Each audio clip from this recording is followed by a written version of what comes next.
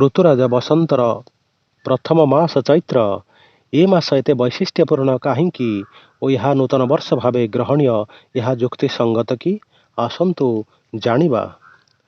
ଚୈତ୍ର ମାସେ ଜଗଦ୍ବ୍ରହ୍ମା ସସର୍ଜ ପ୍ରଥମେ ଅହନି ଶୁକ୍ଳପକ୍ଷେ ସମଗ୍ରतो ତଥା ସୂର୍ଯ୍ಯೋଦये ସତି ପ୍ରବର୍ତ୍ତୟାମାସ ତଦା କାଲस्य ଗଣନାମପି ଗ୍ରହାନ୍ ନାଗାନ୍ ଋତୁନମାସନ୍ ବତ୍ସରାନ୍ ବତ୍ସରାଧିପାନ୍।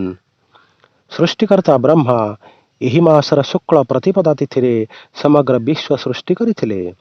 ଗ୍ରହ, ନାଗଗଣ, ଋତୁ, ମାସ ଆଦି ଏହି ମାସରୁ ହିଁ ପ୍ରବର୍ତ୍ତିତ ହୋଇଥିଲେ। ତେଣୁ ସମଗ୍ର ବିଶ୍ୱ ପାଇଁ ଏହି ଚୈତ୍ର ଶୁକ୍ଳ ପ୍ରତିପଦ ନବ ସମୟ ବା ନୂତନ ବର୍ଷ ଭାବେ ପାଳନୀୟ। ଏହା ଇଂରାଜୀ ମାସ ଏପ୍ରିଲରେ ହିଁ ପଡ଼େ। ପାଶ୍ଚାତ୍ୟ ସଭ୍ୟତାମାନେ ମଧ୍ୟ ଏହି ମାସକୁ ସୌନ୍ଦର୍ଯ୍ୟ ଓ ବୈଶିଷ୍ଟ୍ୟତର ମାସ ଭାବେ ଗ୍ରହଣ କରନ୍ତି ଓ ଉପଭୋଗ ମଧ୍ୟ କରନ୍ତି। ଏ ମାସର ପ୍ରଥମ ଦିନ ବା ପ୍ରତିପଦ ତିଥି ଭାରତୀୟଙ୍କ ପାଇଁ ବିଶେଷ ମହନୀୟ ଦିନ, କାରଣ ସୃଷ୍ଟିର ସର୍ଜନା କରିଥିଲେ ବ୍ରହ୍ମା। ଏଇ ଚୈତ୍ର ଶୁକ୍ଳ ପ୍ରତିପଦା ସିଂହାସନ ଆରୋହଣ କଲେ ରାମଚନ୍ଦ୍ର। ଏଇ ଚୈତ୍ର ଶୁକ୍ଳ ପ୍ରତିପଦା ଯୁବ ପରୀକ୍ଷିତ ନୂଆ ରାଜା ହେଲେ। ଏଇ ଚୈତ୍ର ଶୁକ୍ଳ ପ୍ରତିପଦା ଯୁଧିଷ୍ଠିର ଗଲେ ସ୍ୱଦେହ ସ୍ୱର୍ଗକୁ। ଏଇ ଚୈତ୍ର ଶୁକ୍ଳ ପ୍ରତିପଦା ପ୍ରଚଳନ ହୁଏ ଯୁଗାବ୍ଦ ଶକାବ୍ଦ। ଏଇ ଚୈତ୍ର ଶୁକ୍ଳ ପ୍ରତିପଦା ବିକ୍ରମାଦିତ୍ୟଙ୍କ ବିକ୍ରମ ସମ୍ବତ। ଏଇ ଦିନ ହେଲା ପ୍ରଚଳିତା ସନ୍ଥ ଝୁଲେଲାଲ ହେଡ଼ଗେୱାରଜୀଙ୍କ ଶୁଭ ଜନ୍ମକ୍ଷଣ। ଏଇ ଚୈତ୍ର ଶୁକ୍ଳ ପ୍ରତିପଦା। ତେଣୁ ଏହି ଦିନ ଅଟେ ଆର୍ଯ୍ୟ ନୂଆବର୍ଷ। ନୀରବ ସାକ୍ଷୀଏ ଭାରତ ମାତା। ଯଥାର୍ଥରେ ଭାରତୀୟମାନଙ୍କ ପାଇଁ ଏହି ଦିନଟି ନୂତନ ବର୍ଷ ଭାବେ ପାଳନୀୟ। ଏହା ଯୁକ୍ତିସଙ୍ଗତ ଅଟେ। ଆଉ ଏ ମାସର ବୈଶିଷ୍ଟ୍ୟ ହେଉଛି, ଯଦି ପ୍ରକୃତିର ଏୟାର କଣ୍ଡିସନ୍ଡ ସମୟ କେଉଁଠି ବୋଲି ପ୍ରଶ୍ନ ଉଠେ, ତେବେ ଚୈତ୍ର ହିଁ ଚୈତ୍ର ହୋଇଥାଏ। କାରଣ ଏହା ନାତିଶୀତୋଷ୍ଣ ସମୟ। ଶୀତଳତା ଓ ଉଷ୍ମତା ଉଭୟ ଏ ମାସର ବୈଶିଷ୍ଟ୍ୟ ଅଟେ। କେତେକଙ୍କ ମତରେ ଉଷ୍ମତାର ଅୟମାରମ୍ଭ ଏହି ମାସରୁ ହିଁ ହୋଇଥାଏ। ଏହା ଫୁଲର ମାସ। ଫୁଲର ମହକରେ ଚତୁର୍ଦିଗ ମହକି ଯାଇଥାଏ। ସୂର୍ଯ୍ୟ ରାଶିଚକ୍ରର ପ୍ରଥମ ରାଶି ମେଷକୁ ଏହି ମାସରେ ହିଁ ଆସିଥାନ୍ତି ଓ ଏହା ଚନ୍ଦ୍ର ସହ ଚିତ୍ର ନକ୍ଷତ୍ର ଯୁକ୍ତ ଚାନ୍ଦ୍ରମାସ ଅଟେ। ପୁରାଣ ବର୍ଣ୍ଣିତ ଦ୍ୱାଦଶ ଆଦିତ୍ୟଙ୍କ ମଧ୍ୟରୁ ପ୍ରଥମ ଆଦିତ୍ୟଙ୍କ ଗତି ଚୈତ୍ରରୁ ହିଁ ଆରମ୍ଭ ହୋଇଥାଏ।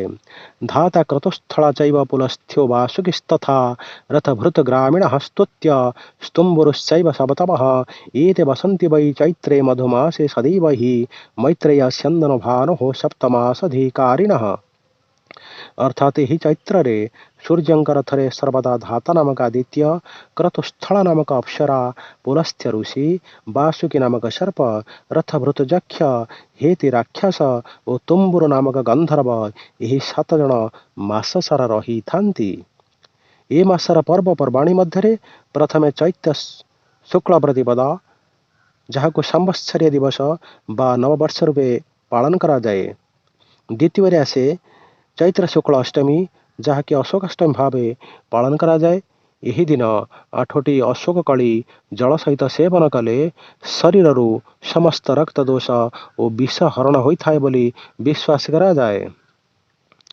ଏହାପରେ ଚୈତ୍ର ଶୁକ୍ଳ ନବମୀ, ଯାହାକି ପବିତ୍ର ରାମ ନବମୀ ଭାବେ ପାଳନ କରାଯାଏ।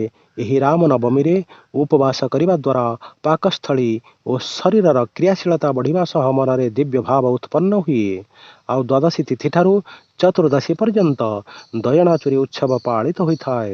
ଚୈତ୍ର ମାସର 25 ଦିନଟି ଅରଙ୍ଗ ତ୍ରୟୋଦଶୀ, କାମଦେବ ପୂଜା ବା ମଦନୋତ୍ସବ ବା ବର୍ତ୍ତମାନର ହୋଲି ଭାବେ ପାଳନ କରାଯାଏ। ହୋଲିର ଅଭିର ରଙ୍ଗ ବୋଳାବୋଳି ପରସ୍ପର ମଧ୍ୟରେ ସ୍ନେହ, ପ୍ରେମ ଓ ଏକତ୍ୱ ଭାବରେ ଏକ ବିଚିତ୍ର ସମନ୍ୱୟ ଆଣିଥାଏ ଓ ପୂର୍ବ ଅନ୍ତର୍ଦ୍ୱନ୍ଦ୍ୱର ଅବସାନ ଘଟାଇଥାଏ। ଏହାପରେ ଚୈତ୍ର ଶୁକ୍ଳ ପୂର୍ଣ୍ଣିମାରେ ମହାବୀର ହନୁମାନଙ୍କ ଜୟନ୍ତୀ ପାଳନ କରାଯାଏ, ଯାହାକି ଶୌର୍ଯ୍ୟ ଓ ବ୍ରହ୍ମଚର୍ଯ୍ୟର ପ୍ରତୀକ। ଏହି ଜୟନ୍ତୀରେ ବଳବର୍ଦ୍ଧନକାରୀ ଚଣା ଓ ଗୁଡ଼ ପ୍ରସାଦ ରୂପେ ଗ୍ରହଣ କରାଯାଏ। ଏହାଛଡ଼ା ପଣା, ଝାମୁଯାତ୍ରା, ଚୈତି ପର୍ବ ଓ ପଞ୍ଚୁଦୋଳ ଏହି ମାସରେ ହିଁ ପଡ଼ିଥାଏ। ଚୈତ୍ର ମାସ ଶକ୍ତି ଆରାଧନା ବା ଦେବୀ ପୂଜନ ନିମନ୍ତେ ପ୍ରଶସ୍ତ ସମୟ ଅଟେ। ଏହି ମାସ ଜଗନ୍ମାତାଙ୍କର ପ୍ରିୟ ମାସ। ସ୍ୱୟଂ ରାମଚନ୍ଦ୍ର ବାସନ୍ତିକ ପୂଜାରେ ଦେବୀଙ୍କୁ ସନ୍ତୁଷ୍ଟ କରି ରାବଣକୁ ଜୟ କରିଥିଲେ। ତେଣୁ ଏ ହେଉଛି ସିଦ୍ଧି ଓ ସାଧନାର ପବିତ୍ର ମାସ। ଚୈତ୍ର ମଙ୍ଗଳବାର ମା ମଙ୍ଗଳାଙ୍କ ଓଷା ଉତ୍କଳରେ ସର୍ବଜନାଦୃତ ଓଷା।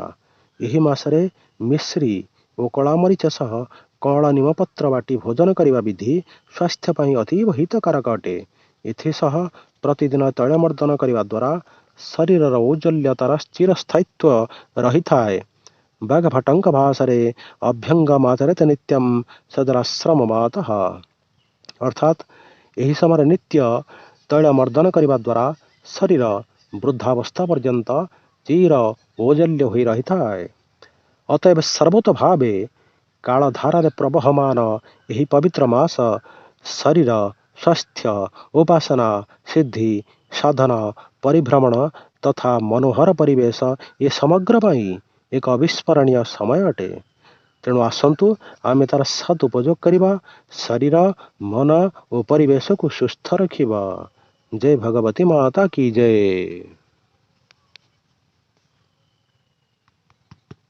ଆଉ କରିହେବନି।